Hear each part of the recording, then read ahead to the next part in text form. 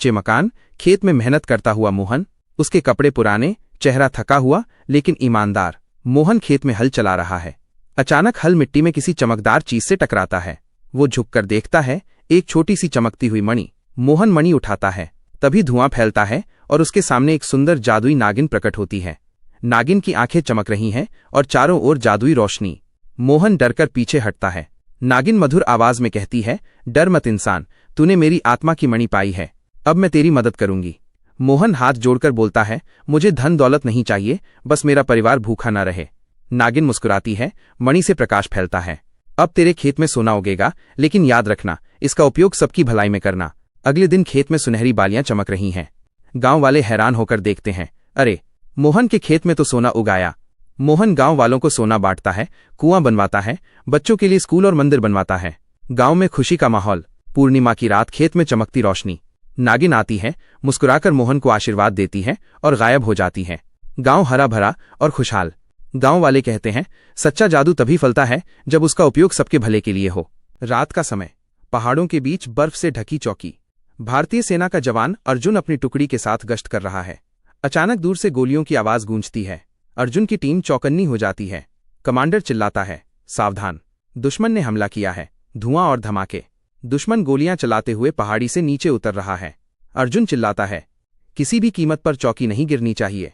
एक जोरदार धमाके में चौकी का एक हिस्सा उड़ जाता है। अर्जुन अपने दोस्त रवि को गिरते देखता है। उसके आंखों में गुस्सा और जज्बा भर जाता है। अर्जुन अकेले ही आगे बढ़ता है, ग्रेनेड फेंकता है। 3 दुश्मन सैनिक धुएं में गिर जाते हैं। करीब से एक दुश्मन हमला करता है। अर्जुन हाथ से उसका हथियार छीनकर उसी पर चला देता है। ये हिंदुस्तान की धरती है, यहाँ कदम रखने की हिम्मत मत करना। अर्जुन घायल होते हुए भी चौकी का झंडा बचाता है। बर्फीली आंधी में खड़ा होकर वो गोलियों की बौछार के बीच तिरंगे को थाम लेता है। सुबह होती है, दुश्मन हार चुका है। झंडे के नीचे अर्जुन खड़ा है, लहूलुहान लेकिन मुस्कुराता हुआ। कमांडर सलाम करता है, तुम सचमुच शेरदिल हो अर्जुन। किन खेतों में काम कर रहे हैं। एक छोटा सा साधारण कबूतर दाना चुगता हुआ दिखता है। अचानक आसमान से रोशनी गिरती है। कबूतर बड़ा होने लगता है, उसके पंख फैलते हैं, शरीर विशाल होता जाता है।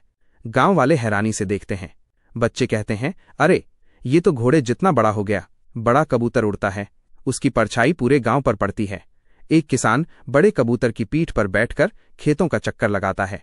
किसान मुस्कुराकर कहता है, अब कोई चिड़िया हमारे खेत को नुकसान नहीं पहुंचा सकती।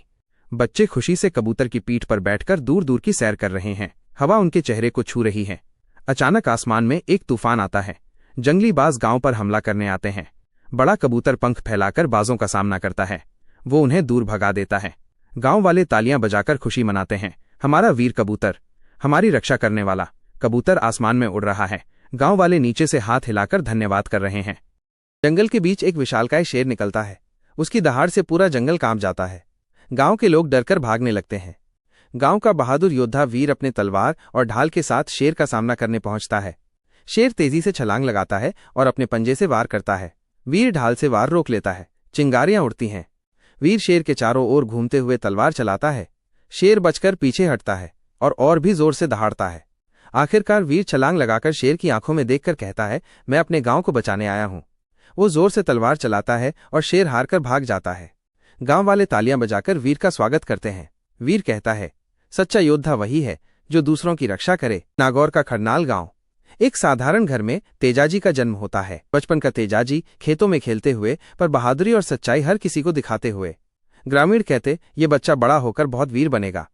तेजाजी का विवाह पेमल से तय होता है। तेजाजी अकेले ही ससुराल पहुंचते हैं। ससुराल वाले व्यंग्य करते हैं, ये कैसा दूल्हा है, बारात भी नहीं लाया। अपमान से आहत तेजाजी प्रण लेते हैं, मैं बारात लाकर ही आऊंगा, चाहे रास्ते में कितनी भी मुश्किलें क्यों न हों। तेजाजी घोड़ी पर सवार होकर निकलते हैं। रास्ते में डाकुओं से लड़ाई करते हैं, गरीब और निर्बलों की रक्षा करते हैं। रास्ते में एक नाग दिखाई देता है। नाग फुफकारता है और डसना चाहता है। तेजाजी हाथ जोड़कर कहते हैं, अभी मैं वचन पूरा करने जा रहा हूं, लौटकर जरूर तुम्हें वचन दूंगा। नाग चुप हो जाता है। तेजाजी बारात लेकर ससुराल पहुंचते हैं। पेमल को सम्मान के साथ विदा कराते हैं। गांव वाले कहते, तेजाजी सच्चे वीर हैं। वापसी में तेजाजी उसी नाग के पास पहुंचते हैं। कहते हैं, मैं अपना वचन निभाने आया हूं, मुझे डस लो। तेजाजी के शरीर पर कई घाव होते हैं तो नाग उनकी जबान पर डसता है। तेजाजी वीरगति को प्राप्त होते हैं। गांव वाले आंसू बहाते हैं और कहते हैं, माइनस, तेजाजी वचन के पक्के और सच्चे वीर थे, इन्हें नाग देवता का दर्जा दिया जाएगा।